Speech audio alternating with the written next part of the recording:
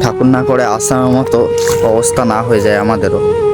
আজকে সকাল থেকেও প্রচন্ড মেঘ লাগিয়ে এত কষ্ট করে চাষবাস করার পর যদি এরকম কাল রাতে থেকে এত বৃষ্টি, টানা প্রায় 2 থেকে 3 ঘন্টা বৃষ্টি, তো চারপাশটা দেখছো একদম বৃষ্টির জলে একদম ভেসে গেছে, সব ডুবে গেছে।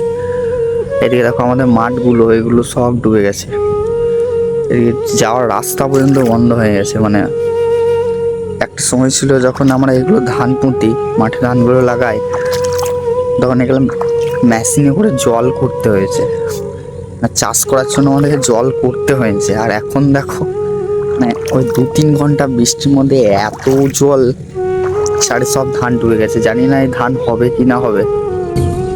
সব যেদিকে তাকাবে শুধু জল আর জল, সব জল থই থই করছে চারিদিকে।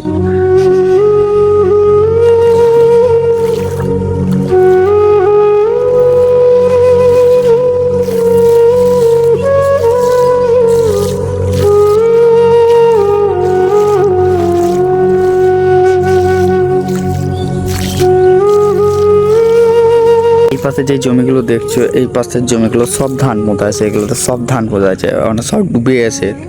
ধানগুলো দেখতে পাওয়া যাচ্ছে না, সব ডুবে গেছে।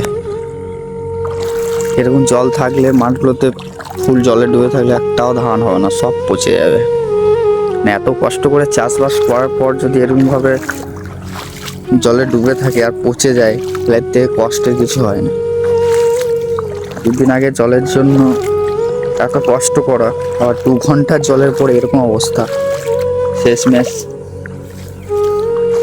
ঠাকুর না করে আসার মতো অবস্থা না হয়ে যায় আমাদেরও।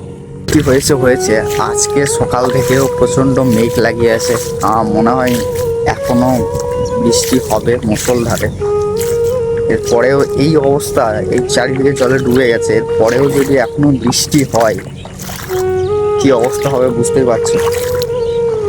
রাস্তাতে যাওয়া মুশকিল, মানে মাঠের আলায় যাওয়া তো মুশকিল হয়ে যাচ্ছে।